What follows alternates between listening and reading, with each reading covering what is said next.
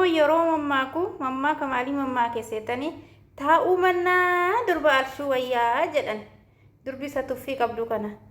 Kanaafiyyuu jechuudha yeroo qabu kiyya keessatti kirrii kanan xaxxalafa soo kanaafu jechuudha fireeshiidha akka isiniin jiraawoo sinaamilee na jajjabeessitanii akka kana caalaatti dha'uutti baruuf yaalii guddaan godhaa na jajjabeessaa qomootiyyaa lammiitiyyaa subscribe godhaa maatii kiyya ta'a please oromootiyya isiniin jaalladhaa.